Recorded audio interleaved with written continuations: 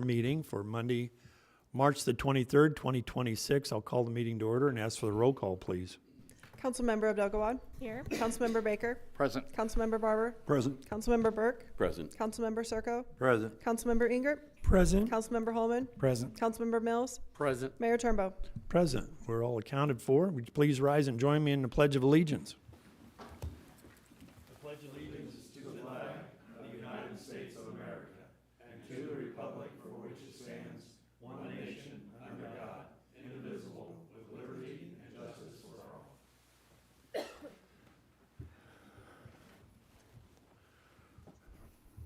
Thank you, everyone. We have no presentations or awards this evening or personal appearances scheduled, so we'll move on to staff reports. Mr. Fearborn. Thank you, sir. I would ask Mr. Salisbury to make a report for Public Works. Thank you, Mr. Fearborn. Mayor, members of the council, I would like to highlight the winter that we had for Public Works. It was a good one in our hands.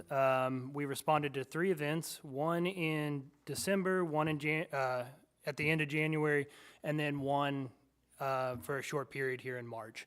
One of them was a salt-only event. That was the one we had last week. We had 1,080 man-hours across these events, 7,600 miles driven, 10,000 gallons of salt brine used, and 726 tons of salt used. These numbers are all significantly lower than we've used in the past several years. Now that we are undressing our trucks and moving forward, we're looking forward to our summer projects. That concludes my staff report. I'm happy to answer any questions. Thank you, sir. I'm looking forward to your summer projects, too. Anybody have any questions of Mr. Salisbury? Okay, thank you, Trent. Mr. Fearborn. Thank you, Mr. Salisbury. I would ask Mr. Mustine to make a report for Parks and Recreation. Thank you, sir. Mayor, members of the council, I have submitted a written report, and as always, I'm going to highlight a few things that aren't in that report because I can't fit it all in. But right now what we got is our summer camp is open for registration. We have 10 weeks planned during the summer, so we have a pretty large capacity for taking registrations, but we do fill up pretty quick. So if anybody's looking for some summer camp activities for their youngsters, we are ready to go with that. We want to thank our vendors for the Spring Craft Show on March 7th. We had around 90 vendors at the rack, and that particular event just continues to be impressive every spring and every fall, and those folks come out, and so we're happy to provide a venue for local business and hobbies and crafts, and we're looking forward to the fall. With that being said, we hosted our first sports card show this past weekend on Friday night and Saturday, and from all accounts, we had a very successful event. Most folks are excited, looking forward to an upcoming one that we haven't even booked yet, so we're working with the guys on that to come in and do a fall. So we hope that will turn into a spring and a fall venue as well, rotating between Centerview and the rack. Where the space is available. So we're really excited with that one. We also have our Easter Festival coming up. By my account, and I could be wrong because I was quite a young child back then, it doesn't look like it now, but I believe the first Easter Festival started around 1984, and it's gone back and forth between volunteers and city staff, but we're looking to hold that again. We're at Recreation Park Saturday morning before Easter Sunday. Mazuma Credit Union, Foxwood Springs, Ray-Pec Academy, East Middle School, the Boy Scouts, South Metro, and Yard Props KC are all joining our team this year to provide over 15,000 eggs. And so we're looking forward to that. We got some food trucks coming out for that, Shivers and Traveling Tom's coffee truck as well. Our spring sports have started. 358 participants in our soccer program, 210 volleyball players, and 307 flag football players. And coming up, we also have social soccer and tiny soccer with respectively around 50 participants in each of those. So we are busy. Baseball signups, baseball, softball signups end in a few weeks as well. And finally, tomorrow, I get the privilege of addressing the Chamber of Commerce to basically announce what we're doing for the Raymore 250, our events and our activities. So we're looking forward to presenting that. All of those activities and information is live on our website, raymore.com/250, or it's on the front page as well. And I believe that does it. And much I of can that you answer any covered at questions. work session as well. Yes, this is basically us telling the public what we covered in our work session a few Right. weeks ago. Yeah. Yes, sir. Maybe a little bit more, because you know a little bit more now, but Yeah, I'm not just too gonna, much. I'm gonna wing it. Yeah, I'm gonna okay. wait until I. I'm with you. No, we have a whole slideshow presentation ready to go, so we'll go a little more in-depth and a little more public on what we're gonna do All at right, those sir. events. Anybody have any questions of Nathan? All right, thank you, sir. Thank you. Mr. Fearborn? Thank you, Mr. Musteen. I would ask Ms. Garcia to make a report for communications.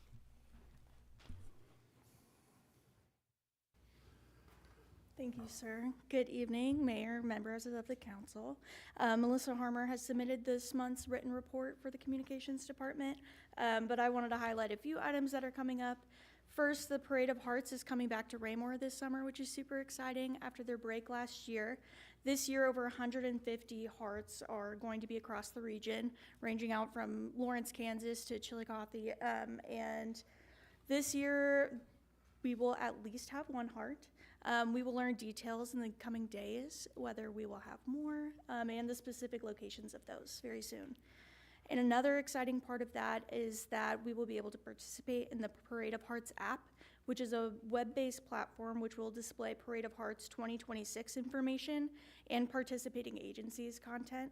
And so that app content will include artist and sculpture and location information.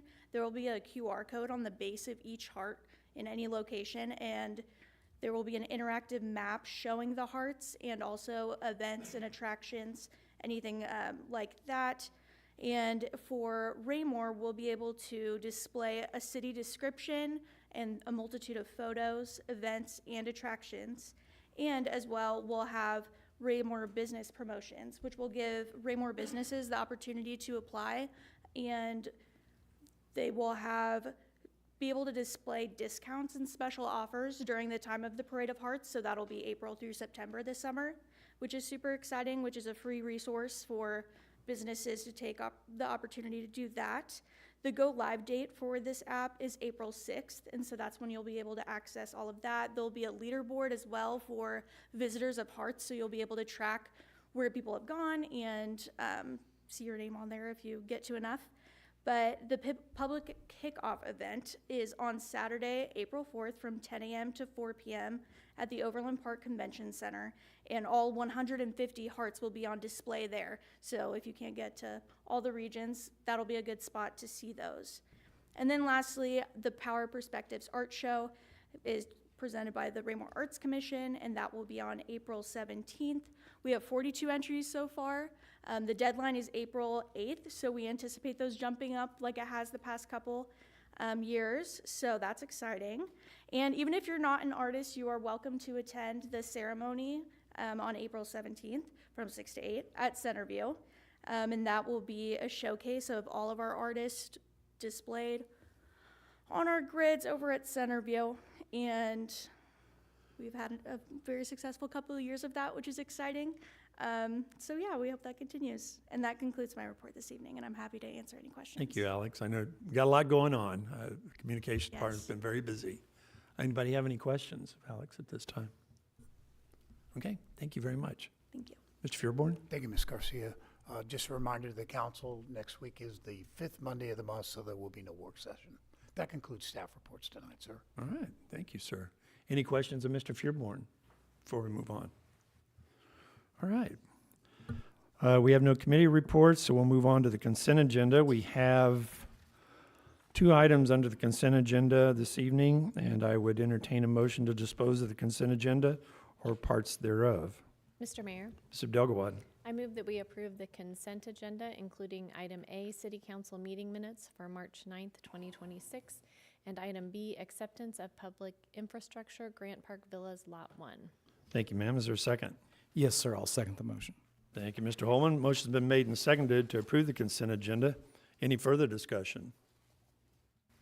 Hearing none, all those in favor of the motion? Motion carries unanimously, 8-0. Thank you.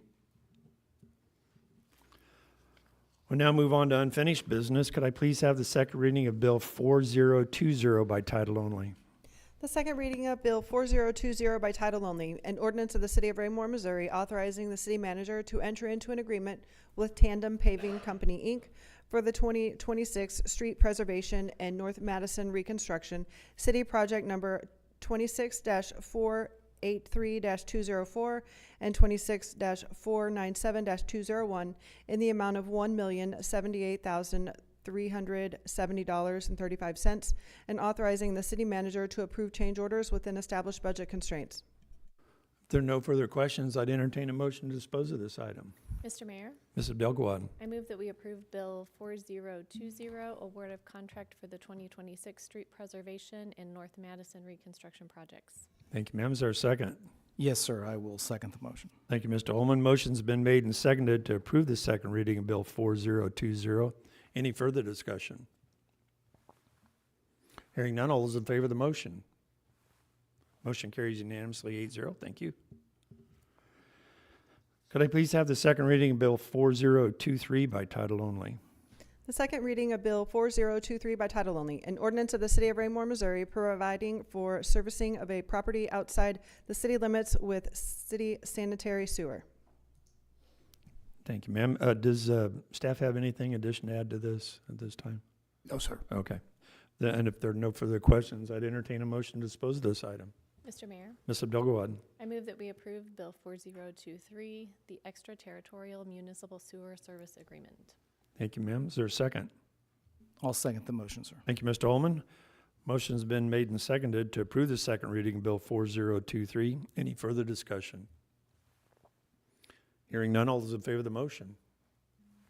Motion carries unanimously 8-0. Thank you. Could I please have the second reading of Bill 4021 by title only? The second reading of Bill 4021 by title only, an ordinance of the City of Raymore, Missouri, authorizing the city manager to enter into an agreement with J.M. Fahey Construction Company for the 58 Highway Mill and Overlay Project, an ADA ramp sidewalk concrete repair, city project number 26-494-201 and 26-503-201 in the amount of $840,197.75, and authorizing the city manager to approve change orders within established budget constraints. Thank you, ma'am. If there are no further questions, I'd entertain a motion to dispose of this item. Mr. Mayor, Ms. Abdelgawad. I move that we approve Bill 4021, award of contract for 58 Highway Mill and Overlay Project and ADA ramp, sidewalk, and concrete repair. Thank you, ma'am. Is there a second? I will second the motion, sir. Thank you, Mr. Holman. Motion's been made and seconded to approve the second reading of Bill 4021. Any further discussion? Hearing none, all's in favor of the motion? Motion carries unanimously 8-0. Thank you. And the last item under old business, could I please have the second reading of Bill 4022 by title only? The second reading of Bill 4022 by title only, an ordinance of the City of Raymore, Missouri, approving and authorizing a contract with Arbor Masters in the total amount of $24,800 for the trimming and removal and stump grinding of hazardous trees at TB Hanna Station. Thank you, ma'am. If there are no further questions, I'd entertain a motion to dispose of this item. Mr. Mayor, Ms. Abdelgawad. I move that we approve Bill 4022, award of contract for TB Hanna Station tree maintenance and removal. Thank you, ma'am. Is there a second? I'll second the motion, sir. Thank you, Mr. Holman.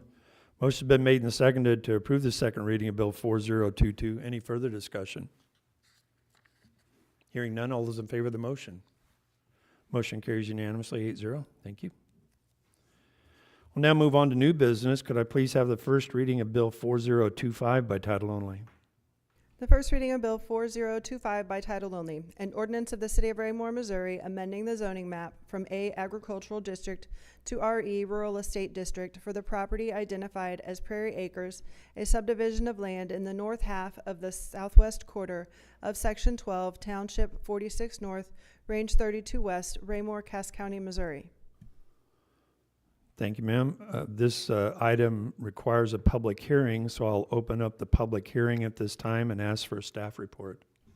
Thank you, sir. I would ask Mr. Gress to make the staff report on this item. Thank you, sir. Thank you, sir. Mayor and council, the request before you this evening And the requests following this are both related. The first application that was filed by property owner Kent Stark is a request to rezone a portion of his property at 707 North Prairie Lane. The total tract size is approximately 4.54 acres. It's part of a larger 60-acre tract of land that the applicant currently owns. What they are seeking to do is subdivide this 4.5 plus or minus tract of land, which includes the home that they live in and the supporting accessory structures on that lot. Again, seeking to separate that physically from the remainder of the acreage that they own on the east side of Prairie Lane.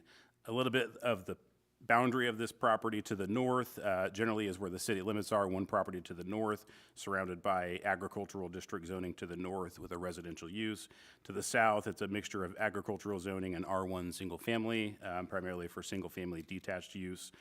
To the east, it's a combination of public use with the park and Ward Park Place that abuts the larger property, and R1 single-family zoning with residential uses. And then to the west is unincorporated Cass County on the opposite side of Prairie Lane for residential purposes. As I mentioned, the first application here is a rezoning. It does require a good neighbor meeting. We held this meeting back in January 8th of this year. I think we had 2 residents that attended that meeting, so just a few questions that were asked. The property as it is within your packet is some of the information about the history of the property. It was originally annexed into the city and zoned agricultural in 1979. There's no other records other than the annexation record that we have for the property, and so it's assumed that it was zoned that when it was brought into the city. Some of the reasoning behind the nature for the need to rezone the property. The current zoning is agricultural. To maintain that zoning designation, you have to have at least 10 acres. And so the applicant's request to subdivide this portion that includes their house is below that. And so that's what necessitates the rezoning to the rural estate district, which is the next step down from the agricultural zoning district within our code. In the packet, staff did submit our findings of fact for consideration, which we presented to the Planning and Zoning Commission at their February 17th meeting. At that meeting, they did vote unanimously to forward the request to the City Council with a recommendation of approval. That would conclude staff report, and we're happy to answer any questions. I do know the applicant intended to be here this evening. They contacted me early this morning to let me know they had some health concerns over the weekend that kept them from this evening. So if there are any questions about that, I'm happy to answer anything relative to the project. Thank you. Thank you, Mr. Gress. Anybody have any questions of Mr. Gress at this time?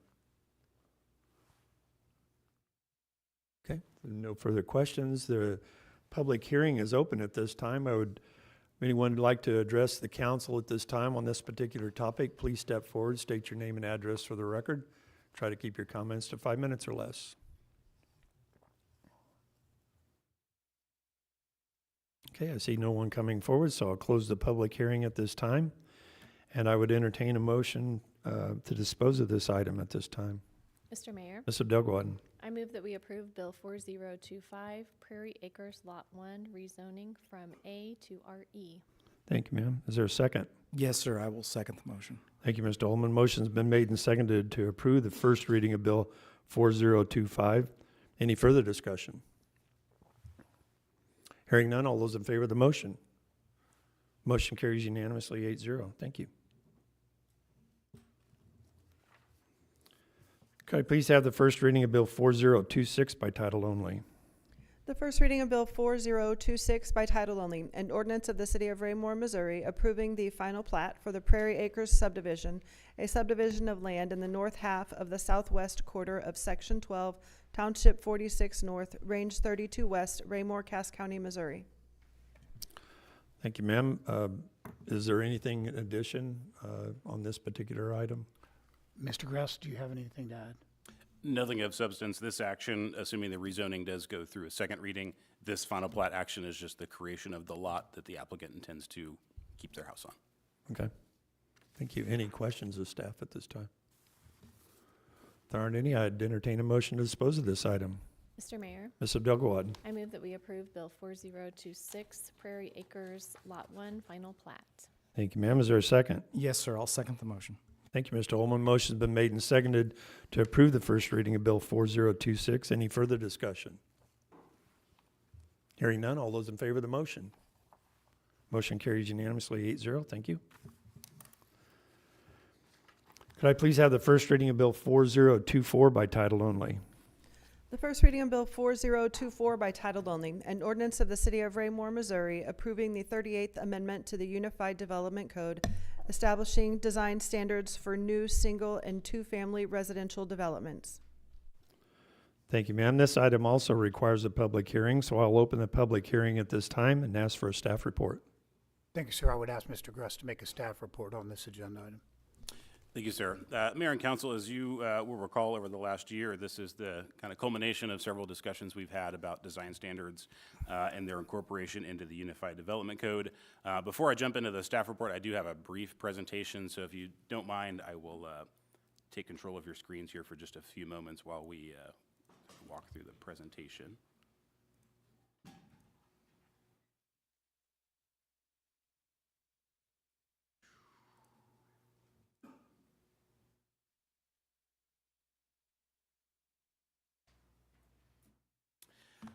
So this is just a little bit of a recap of some of the meetings and some of the content that staff and the council and the Planning and Zoning Commission have had a chance to review.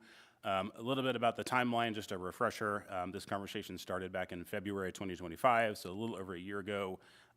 The council had shared some concerns with staff about some of the concerns that you all were hearing about just the overall monotony in some of our newer subdivisions in areas of the city. The council had given staff the direction to come up with some different ideas for how to approach that. The next several months, staff had had several internal and external discussions with some of our builder partners in the city, the HBA, some commercial real estate lenders, and some other planning professionals to kind of talk through what options that staff could consider. In October of 2025, we had a work session with the council with what we considered our first draft of what the anti-monotony standards were intended to be. If you recall then, we had a couple staff members from HBA in attendance, and we presented kind of what our first pass of that code was. At that meeting, the council asked us to kind of get some more one-on-one feedback from some of the local builders within our community, and so in November, we had an open house with all the local builders that build here in Raymore. I want to say we probably had 15 or 20 or so people in the audience, and then we collected some feedback from them both at the meeting and after that we shared with the council in November of 2025 about some of the feedback we had received on the proposed standards. And then most recently, after all that, we had a chance to incorporate some changes, and we presented the final draft to the City Council and the Planning and Zoning Commission at their work session in January of this year. And if you recall, really the bulk of the discussion that took place at that meeting was around some questions on the landscape standards. And so we'll go into some of the changes that we considered and proposed in there here briefly. If you recall, what are the design standards? It's an effort to take a more balanced regulation approach to our development that creates diversity throughout our neighborhoods, limits monotony, and focuses on the form of those homes at a more human-scaled element. More importantly, though, what they're not, just with some of the questions that staff has gotten over time with these, the two things that these do not set if they are adopted into the code, they do not regulate the types of homes that are to be built. That's what the function of the zoning districts are. They also do not set minimum footprint sizes or price points for the homes in the city. So those are two big things that we heard through our process about kind of what this was intended to be, which was not staff's goal at the end of the day. What they are tools that are meant to be incorporated into our zoning code that create diverse neighborhoods that feel more authentic to our residents and create homes in the city that the residents in our city can be proud of. This is one example that, if you recall, one of the things that this focuses on is the front elements on the home, namely the porch, the patio, or the courtyard, which is kind of the main entrance into everyone's home. One thing that we noticed in our research is over time we've gotten away from what this is, and the fronts of our homes have become a lot more utilitarian. We park our car in the driveway and we go home, and that's really all that most people do with their front yards. And this was another example that we had come across in our research that over time something changed and we started getting away from the more character of our home and into something that was a little more utilitarian. And so the goal of these standards are kind of to move back in the other direction a little bit, focus on the more human-scaled elements of the homes in our city. What I wanted to talk about here, there was some discussion at that work session about the landscaping standards and the point system that we had put together and how lots of varying sizes may be able to meet those. And so the one change that we had done, if you think back, within the Shrubs and ornamental grasses, our first pass was to assign a similar point value to those regardless of their size. So at our first pass, the 1 gallon shrub was receiving the same points as a 3 gallon shrub. So we had gotten some feedback from a landscaper here in town who suggested that we think about that a little bit differently. And so we ended up revising the point schedule to provide 1 point for a 1 gallon shrub and 3 points for a 3 gallon shrub. It provides a little more flexibility to meet the points in different ways.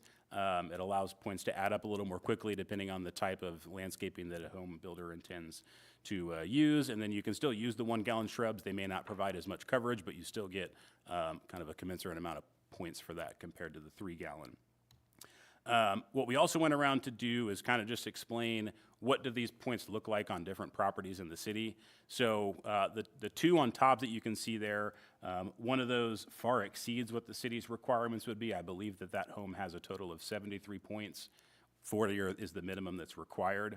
And then even on the example that's on the right-hand side, I believe that property had 43 points. So just a little bit above what the minimum would be with some shrubs and grasses, a couple different trees, and some more ornamental type plantings there at the corners of the home.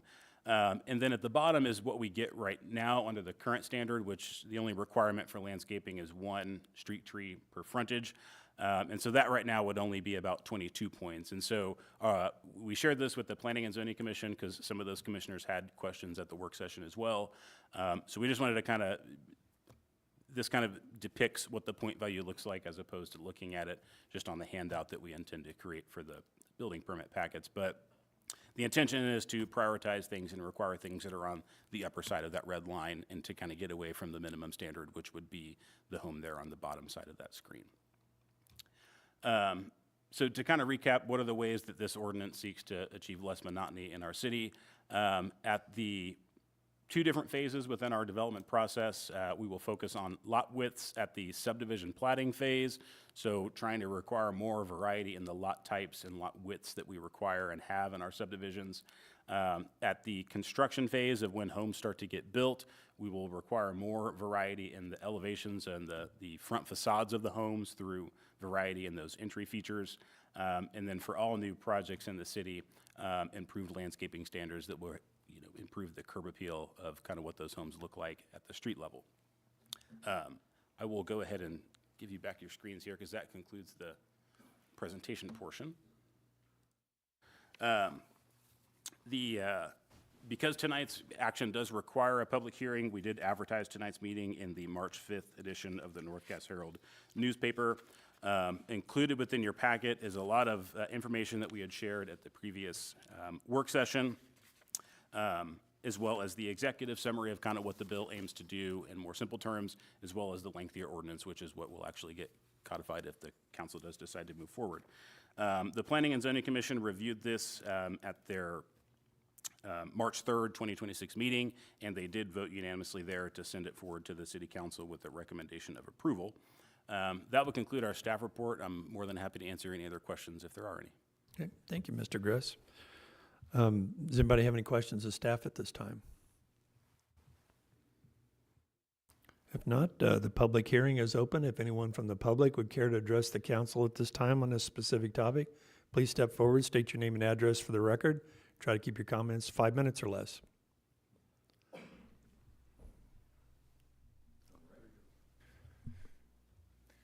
Jamie Falconer, 16701 Kentucky Road. Also own Outdoor Solutions. I'm the guy that actually brought up the point system to them, so I'm glad they kind of took that under consideration. A couple of, I guess, issues or concerns that I think you guys should just think about, and this is a little counterintuitive because I own a lot of landscape companies, so this drives business to me, but I would be careful about the added cost that this does drive into homes, because right now there's a lot of discussion about folks having more homes that are accessible to lower / entry level income. And if we drive this into that, that's going to increase the cost of all houses, no matter what. Whether it's the elevation and you're playing with the front yard, or I'm sorry, the front porch, as far as the additional landscaping, all of those things are actually going to drive cost up. It doesn't matter how you slice it, it's just going to be more. I'm glad you took the consideration about the points, because as a landscaper, I'm like, well, I can just throw 40 Lyrope, which are little bitty decorative grasses, all over the landscape to make it fit the number minimum. But I still think that there needs to be some kind of a way either out or I don't know if you have options. To me, this fits for certain neighborhoods like Creekmore, but then if you get into a 55 and up community where maybe folks don't want to have continued maintenance and something where they're going to have to deal with the trees, the shrubs, the pruning, the sticks, all of those things as these things mature, that's one of the things that I think we really need to think about. So just kind of throwing it out there. I don't have any issue with it. I just think you guys should really consider that as you're kind of mulling this over as far as whether it's a good idea or not. All right, So. thank you, sir. Anybody else?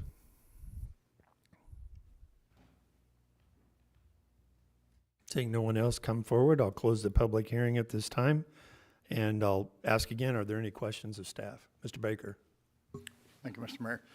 I kind of wanted to see what the public comment was going to be before bringing this up, but, and maybe this is something that Mr. Gress or Mr. Zur can explain, but I know in a work session we had brought up that it's upon the developer's responsibility to plant and meet the point system before a certificate of occupancy would be issued. So all that has to be in play.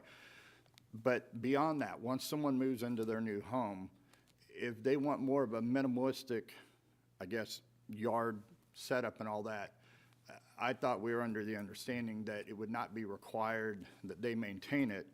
But then as I'm looking on page 252, section D, maintenance, and then 3, disease and dead landscape material and damaged non-living materials must be replaced within 60 days of receipt of notice from the city by materials equal in size, density, and appearance as originally required at time of site plan approval. This basically puts a perpetual forever requirement onto a new homeowner that they would, if brought to the attention of the city and the city enforced this ordinance as we're looking at it tonight, would have to replace that. And I do think that that is somewhat of an undue burden that not everyone, just like the gentleman said, not everyone wants a lot of landscaping in a yard. I understand it helps a yard. Some people love it. I think there's that balance, though, that are we locking people into when they buy a home that they have to maintain that for the entirety of when they own that home. I mean, that could be 20 years that they have to maintain. And what if the tree, you know, is 10 years old? Removing a tree is very, very expensive, much less planting a new tree, buying a new tree and planting it, several $1,000s at that point. Some people may not be able to afford that. I fully support that the current requirements in 430.060 that we do have requirements already set in our UDC, but I just kind of want some clarification on that because I have a potential motion that we maybe allow homeowners who buy these homes not to be held in I guess, responsibility of this landscaping that we're requiring beyond what we already have in the UDC. That's a good question. So the key thing to clue into to the phrase that you kind of read from the code section there was the term site plan. So the section that you mentioned, we right now, a homeowner moves into a home and we do our site inspection that they have the tree. It would be a very similar process for our staff to go out and inspect the point values and make sure that they've met that. Beyond that, for residential properties, not including like apartments that have to go through the site plan process, for typical neighborhoods, after we issue the CO, it is fully up to the homeowner to determine what they want to do with that landscaping. The importance of the word, the reference to the site plan in that code section is that's intended to apply to commercial properties, because those properties are required to submit to us a landscape plan for how they're going to meet the overarching landscaping requirements, which would be parking lot landscaping, screening, foundation landscaping, the whole host of code requirements for commercial development.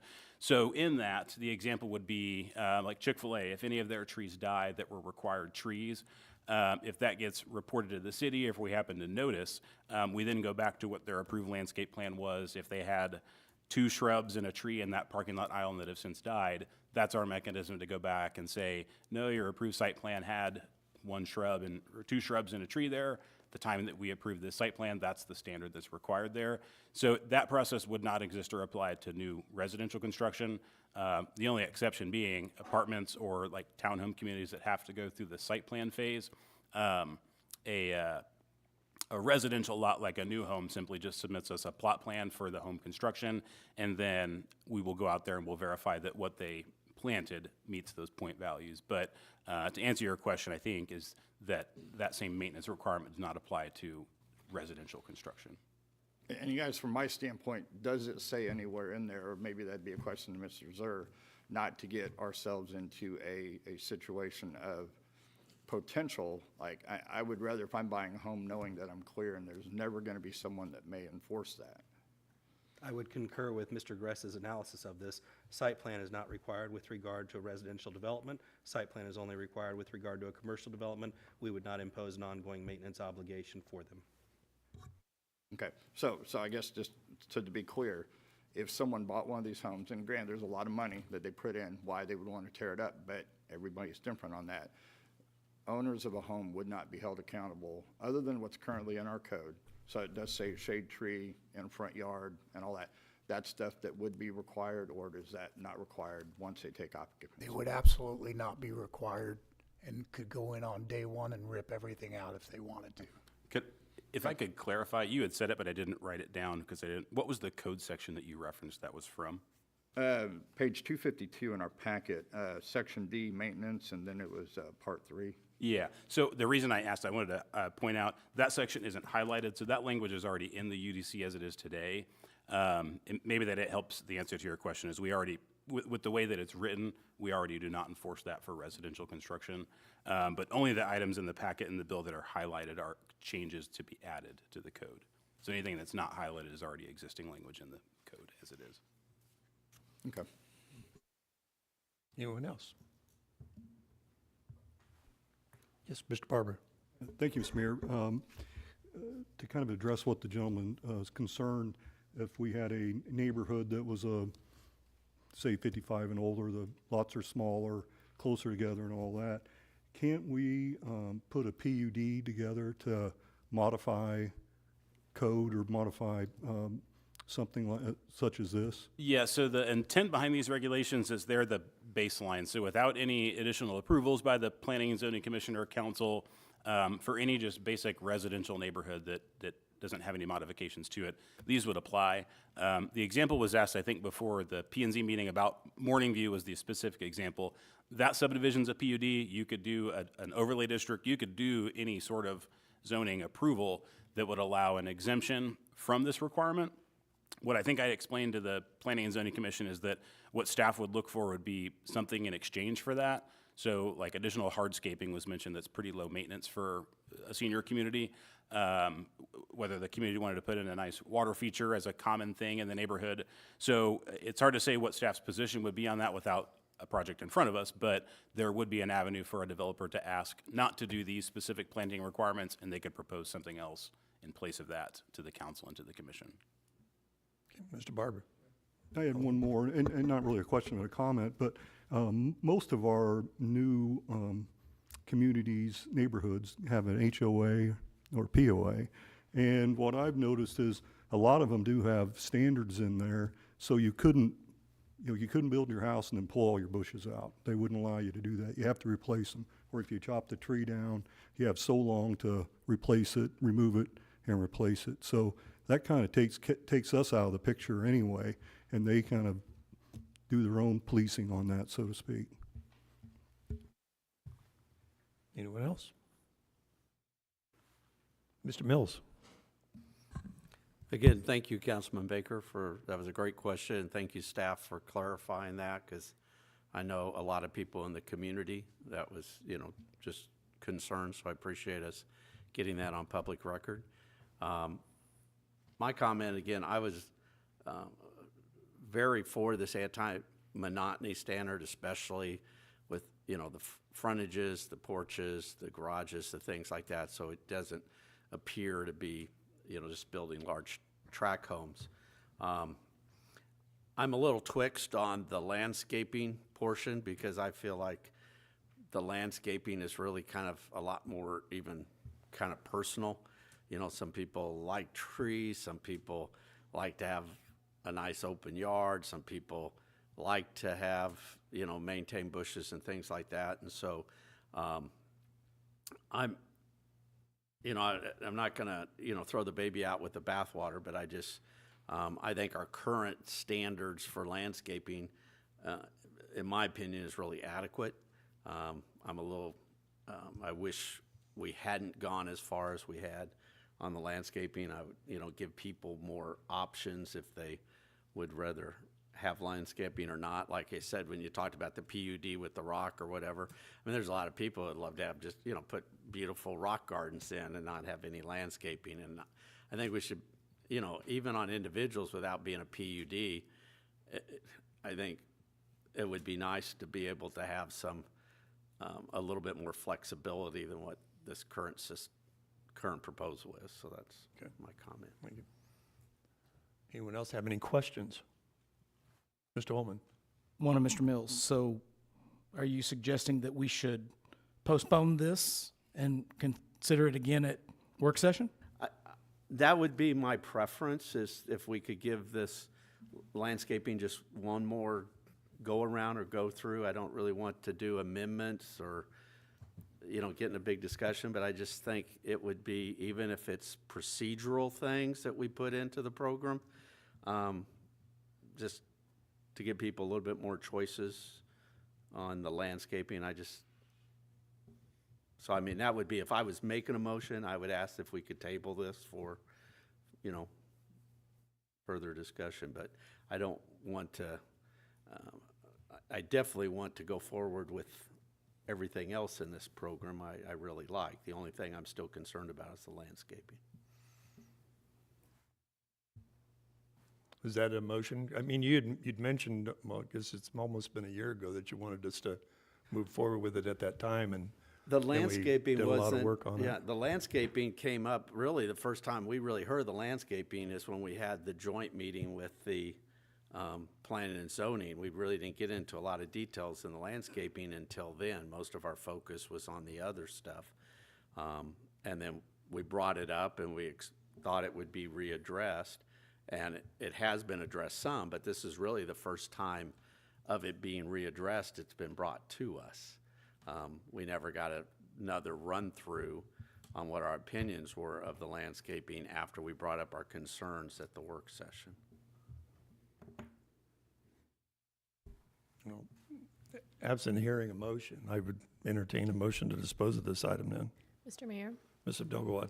I move that we approve Bill 4024, the 38th Amendment to the Unified Development Code, Residential Design Standards. Thank you, ma'am. Is there a second? I'll second the motion, sir. Thank you, Mr. Holman. Motion's been made and seconded to approve the first reading of Bill 4024. Any further discussion? Hearing none, all those in favor of the motion? Opposed? Motion carries 6 yes, 2 no. Could I please have the first reading of Bill 4027 by title only? The first reading of Bill 4027 by title only, an ordinance of the City of Raymore, Missouri, authorizing the city manager to enter into an agreement with Outdoor Solutions LLC for 2026 lawn and landscape services at identified locations throughout the city, and authorizing the mayor to declare this as an emergency. Thank you, ma'am. Is there a staff report? Thanks, sir. I would ask Mr. Murdock to make a staff report on this agenda. Good evening, Mayor and members of the council. Bill 4027 is for our lawn and landscape services, and it's actually for various city facilities, including some of the medians. We have had this contract in place before, and we currently use Outdoor Solutions throughout these particular facilities. It was a delay on my part, and I apologize for that, and that's the reason for the emergency read tonight, to save a second mowing and save the city money from needing to require a second mow, and to make sure that we are on the calendar for Outdoor Solutions in a timely fashion. So again, Mr. Falkender is in attendance tonight. I called him when I had made the mistake to let him know of that, and he was gracious to put us back on the calendar, knowing that the reading would be coming up tonight. We did solicit those proposals earlier in the year. Outdoor Solutions was the lowest and best bidder, and staff does recommend approval of the bill tonight. Happy to answer any questions. Thank you, sir. Any questions of staff? Hearing none, I'd entertain a motion to dispose of this item. Mr. Mayor, Ms. Abdul-Gawad? I move that we approve Bill 4027, award of contract for City Hall lawn and landscape services. Thank you, ma'am. Is there a second? Yes, sir. I'll second the motion. Thank you, Mr. Holman. Motion's been made and seconded to approve the first reading of Bill 4027. Any further discussion? Hearing none, all those in favor of the motion? Motion carries unanimously 8-0. Since this is an emergency read ordinance, I would entertain, or I would ask that the second reading be read for Bill 4027. The second reading of Bill 4027 in its entirety. An ordinance of the City of Raymore, Missouri, authorizing the city manager to enter into an agreement with Outdoor Solutions LLC for 2026 lawn and landscape services at identified locations throughout the city and authorizing the mayor to declare this as an emergency. Whereas the physical appearance of city facilities is an integral part of the city and should inspire a sense of pride. And whereas the city advertised a bid for mowing and landscape services for various city facilities and roadway flower beds and medians and received 4 bids for services. And whereas Outdoor Solutions LLC has been determined to be the lowest and best bidder. Now therefore be it ordained by the City Council of the City of Raymore, Missouri as follows. Section 1, the city manager is authorized to enter into a contract with Outdoor Solutions LLC as attached as Exhibit A. Section 2, the city manager is authorized to make changes within budget constraints. Section 3, effective date. The effective date of the approval of this ordinance shall be coincidental with the mayor's signature and attestation by the city clerk.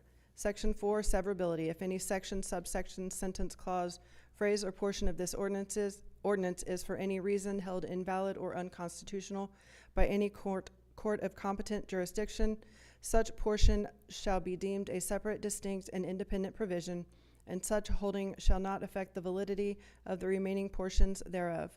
Section 5, emergency reading. In order to assure timely services and avoid additional costs related to this contract, the mayor hereby authorizes the passage of this ordinance as an emergency bill. Duly read the first time this 23rd day of March 2026. Be it remembered that the above ordinance was approved and adopted this 23rd day of March 2026 by the following vote. Thank you, ma'am. Are there any further questions? No, not at this time. Legally, it's not an LLC. That's the wrong, that was the old business. So just because this is a legal binding contract, I need that removed. It's just Outdoor Solutions. Sorry. Well, it would have been good to know on the first reading. Your Honor, Mr. Zur. I would suggest to you that this is probably a Scrivener alteration at best. It's not going to alter who you're doing business with at the end of the day. It's still the entity owned by them. I don't know what the new entity corporate identification would be, if it's a corporation.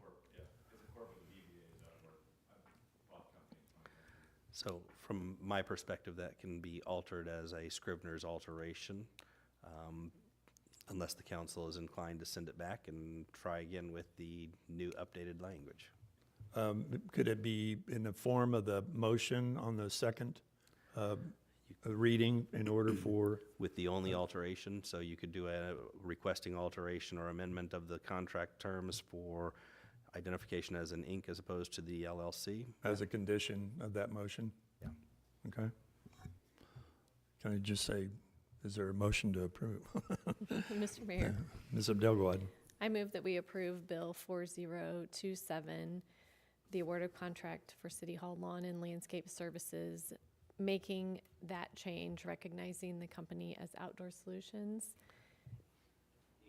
taking away the LLC. Okay, is that the only change necessary in your mind? Okay. All right, is there a second? Your Honor, just a point that Mr. Zur is correct in that it is a pure Scrivener's error in that the contract itself says Outdoor Solutions. It does not say Outdoor Solutions LLC. Okay. That has been signed by Mr. Faulkner. So it is literally just a Scrivener's error in the title of the bill. Okay. All right. I think that's, the motion's good at this point. We know what the change needs to be made There would, down the road. there would not necessarily be a change under the terms of the contract itself. Correct. All right, is there a second? I'll second the motion, sir. Thank you, Mr. Holman. Motion been made and seconded to approve the second reading of Bill 4027. Any further discussion? Hearing none, all those in favor of the motion? Motion carries unanimously, 8-0. And the last item under new business, could I please have the first reading of Bill 4028 by title only? The first reading of Bill 4028 by title only, an ordinance of the City of Raymore, Missouri, authorizing the city manager to enter into a contract with PGAV Architects for concept design services for the Raymore Justice Center and authorizing the city manager to approve change orders within established budget constraints. Thank you, ma'am. Is there a staff report? Thanks, sir. I would ask Mr. Murdock to make a staff report on this agenda. Good evening again, Mayor and City Council members. Before you on, excuse me, my gosh, is our bill for the Justice Design concept designs that we talked about at our February 2nd work session, where we went through essentially the process that we would need to do in order to undertake a proposed Justice Center on the property located over at 58 Highway and Pine. During that particular meeting, we indicated that the process would need to go through some kind of concept design no matter what, and we were given direction to solicit proposals for those particular concept designs. We did solicit proposals, and we received 5 written proposals that we evaluated. We brought all 5 firms in for interviews to talk about the project, the scope of the project, and outline kind of what the vision was of the city, and then also obviously what the vision of the firms were as well for our particular project. We do have a team here of staff members, including myself, the city manager, Mr. Fearborn, Chief Wilson, and Mr. Gress, who participated in those interviews of all 5 of those particular firms. Following evaluation of the written proposals, and then the interviews that we conducted with all 5 of these firms, we had some pretty robust discussions in terms of where we would like to go with this particular proposal. In fact, met a second day, and we came to a unanimous conclusion that PGAV Architects was the most qualified firm for this particular project. We did notify them of that, came to terms of the agreement that you see here for the cost of those particular services that will be provided by PGAV Architects. They also do essentially work with another company called MWL that was a part of their proposal.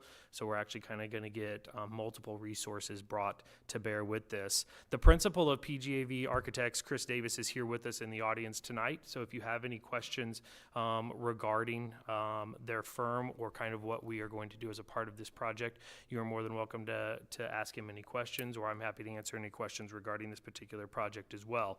I do want to just make sure and highlight that the goal here is to begin relatively quickly in terms of going through these particular designs with a deadline of the firm is going to be able to provide us this information by July 3rd of this year, so that the city council will be able to make a decision on how they would like to move forward in regards to a proposed justice center after that. So we are kind of on a 3-month timeline if the city council approves this bill this evening. Happy to answer any questions, and that concludes staff report.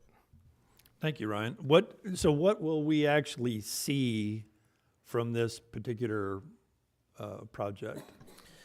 That's an excellent question. We did talk about the deliverables that they will provide. So you're not only going to see essentially a robust space that we will talk with the firm about in terms of the space needs. And that was one of the great things of having the space needs analysis already done. So we already have some of that groundwork completed that we get to work with this particular firm on. But you will also have actual renderings of and options for the particular building laid out on the particular site. One of the great things that we liked about PGAV was their intense research that they had already done on the site to be able to show us some of the things that they would be able to provide in relationship to 58 Highway, egress, ingress points, all of those kinds of things. So you'll get actual renderings of the building in addition to the internal components of the building as well. Perfect. In addition to that, a very extensive program presented to us by the company as far as early citizen engagement, just in getting input on what our public and our citizens would want to see within this building when it's eventually up for a bond issue at some point in the future and going in. We felt like getting that input, having that transparency, being able to have the public early on own the facility that's going to be there is really important to the process, sir. And there's a lot out there, technology, that can be used for, site visits, so to speak. AI can, put together an awful lot of information as a walkthrough on a non-existing building. I assume that those are some of the things we might be able to show our community as we, ask for their input on what they'd like to see in a criminal justice center. We will leverage every tool we can, including actually visiting some sites with the firm as well. So Okay, all right, perfect. Anybody else have any questions? Mr. Baker? Do we anticipate, and maybe the gentleman who's here from the company, when I first read this, just over 90 days to come up with a pretty extensive product that we're going to leverage a lot of information and stuff on, it seemed pretty quick with 90 days. And I know technology, like, the mayor said, we have a lot of things out there to get things done quicker, but do we anticipate that we will get everything we need in that 90-day period, and it's a quality product, that we're not going to leave anything out because we impose such a quick window? We asked every single firm that extensively. I'm going to go ahead and let him answer for himself, sir.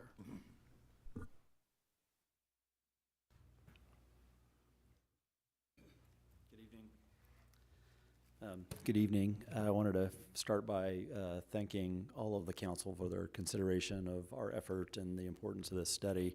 Could you give us your name and address for the record? I'm sorry. Oh, yeah, sure.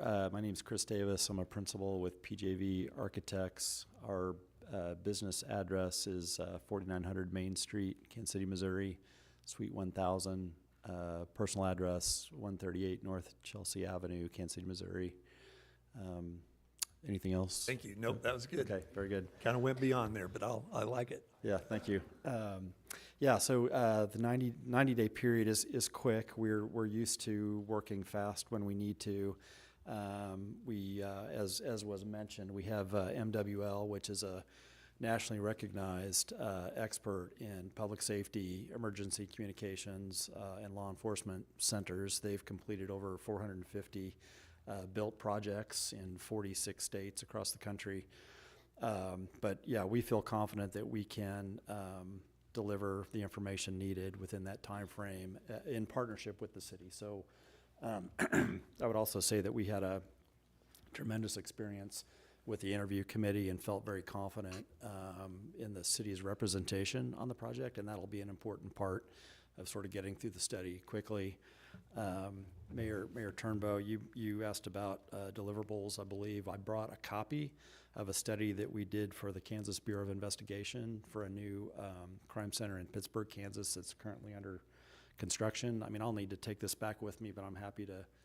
Yeah, if you want to pass it around, we'll get it back to you at the end of the meeting.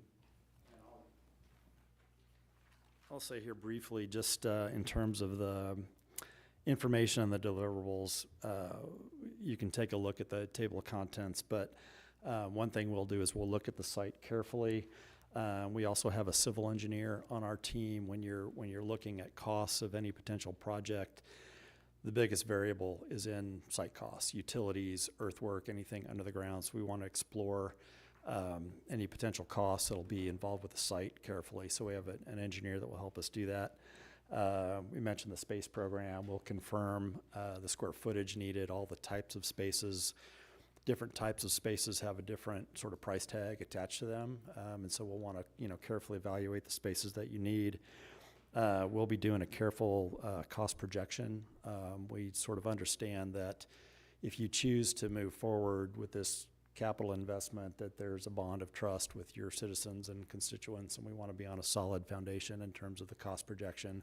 So there'll be a cost estimate that goes along with it. We'll develop a full project schedule so that you'll have a timeline of the project, and then conceptual plans and renderings. And we'll also follow the city's lead in terms of the engagement with the community and to get input, citizen input to the degree that you'd like us to do that. So I'll pass this around. Feel free to take a look at it. Okay, thank you, sir.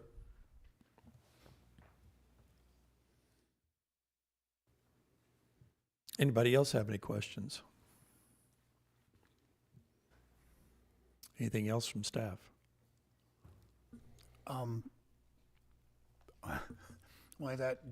you want there to be a delay here, sir, while everybody has the chance to look at this? No, I think it's just kind of giving them an idea of it. We can, we've got a few more minutes while we're going to be here, and it can get passed around, just kind of see the magnitude of which Excellent, sir. they'll actually receive. Well, one of the things that I think I personally, as being on the interview committee, was impressed by was the team that they're going to be bringing allowed for some very practical input that maybe was, I don't want to say lacking with some of the other presentations, but when you're talking about building a building, I think it's really important that the people who are making recommendation to us on a building know about building buildings and city codes that are associated with that, and being able to make practical recommendations to us. I think it's also going to be really important, Chris brought this up, that we have the greatest degree of trust on the part of our citizens when eventually we do go for a bond issue, that we have a very, very good cost estimate on what this is going to be. Very, very strong in their presentation relative to this. And of course, as the council is aware, this wasn't an RFP process, it's an RFQ process. So the determination on the best firm is made, and by statute within an RFQ, and we even had a little background on that as well, within the RFQ process, we are not allowed to see or discuss pricing at all until we have chosen the firm that we want to go with. As you see from the title for this particular bill, their cost was under the estimated budget considerably that we had presented to you all in work session of what staff actually thought that this was going to be coming in at. All good news. Sure. Anybody else have any questions? I'll ask again. If not, I'd entertain a motion to dispose of this item. Mr. Mayor, Ms. Abdel-Gawad. I move that we approve Bill 4028, award of contract for the Justice Center Conceptual Design Services. Thank you, ma'am. Is there a second? I'll second the motion, sir. Thank you, Mr. Holman. Motion has been made and seconded to approve the first reading of Bill 4028. Any further discussion? Hearing none, all those in favor of the motion? Motion carries unanimously 8-0. Thank you. That concludes formal business this evening. We'll now move on to public comments. If anyone from the public would care to address the council at this time, please step forward, state your name and address for the record, and try to keep your comments to 5 minutes or less. Yes, sir. Josh McDonald, Haystack Road. I just want to recognize Mr. Fearborn tonight in the February 2nd work session. He did mention very clearly about this project and needing transparency with the residents. And I think a couple of your comments today, I believe, back that up as well. I think that's going to be very important with this moving forward, and being very transparent and out in front and proactive with our residents. This is a resource that we feel we really need as a city to support our law enforcement and our city services. I think that's very important, and I just want to say I appreciate those comments in moving forward and look forward to that. Thanks. Okay, thank you. Anyone else? All right, we'll close the public comment section then and move on to Mayor Council Communications. And Mr. Circo, I'll start with you this evening, sir. Thank you, Mr. Mayor. I don't have much to say tonight. All right, thank you. Mr. Barber. I don't have anything. I'll yield my time. Thank you, sir. Ms. Abdel-Gawad? Thank you, sir. I just want to give a quick shout out to Mr. Gress and his team. Everyone sitting up here voted on a new sign ordinance this year, and Mr. Gress and his team are working very hard to enforce that, despite the fact that all of the candidates got that new ordinance along with the rules. I was looking in this packet, but it's not this week we got to see those numbers of how many signs they've pulled, but I know that they've been pulling signs. So just information for people in the city, if you see a sign in a place and then after a few days it's not there anymore, then if you remember whose name was on that sign, you know who feels like they don't have to follow the rules. Because they got the rules, their sign was pulled because it's not in line with the rules. So big thanks to Mr. Gress and his team for enforcing those new rules. Thank you. Thank you, ma'am. Mr. Ingert? Just real quick, one of my goals for this week is to head down to 816 Barbecue and have my turnbow sandwich. It's one of my goals, too. And Mr. Holman? Nothing additional this evening, sir. Thank you. Thank you. Mr. Burke?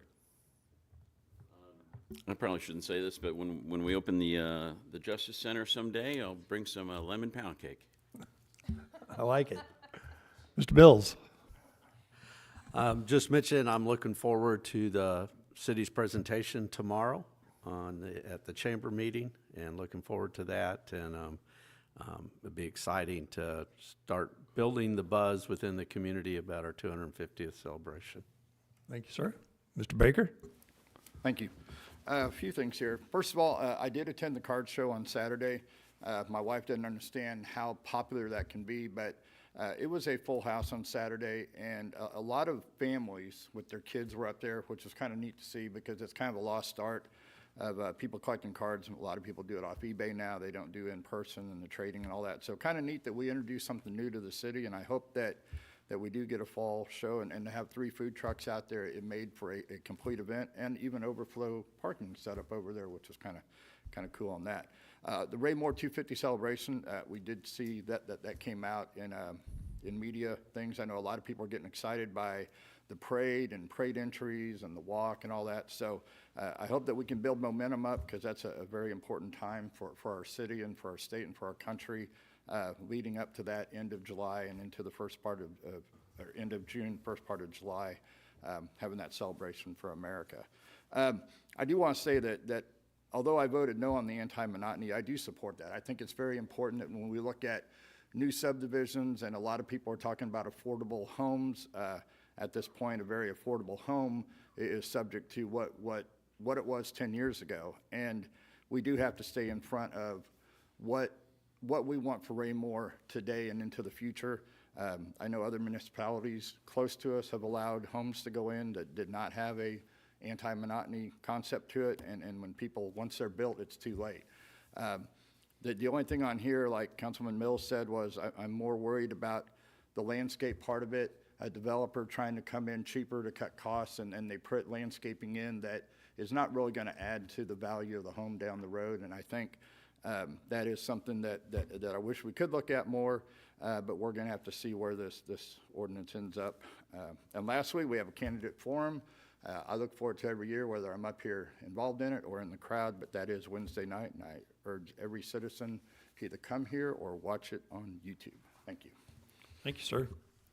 I don't have anything to add this evening, other than I agree with Ms. Abdelgawad that candidates with questions or uncertainties about the sign ordinance were given that information, and continue to be encouraged to contact staff directly if you have any questions about that. They're available to assist, and unfortunately, some folks just haven't taken advantage of that opportunity. I could have avoided a lot of that. But other than that, hope to see a good crowd at 816 on Saturday for Martin's unveiling of the Turnbow stack, so we'll see how that goes. Nothing further this evening. I'd entertain a motion to adjourn. Mr. Mayor, Mr. Abdelgawad. I move that we adjourn tonight's meeting. Thank you, ma'am. Is there a second? I'll second the motion, sir. Mr. Holman. All those in favor of adjournment?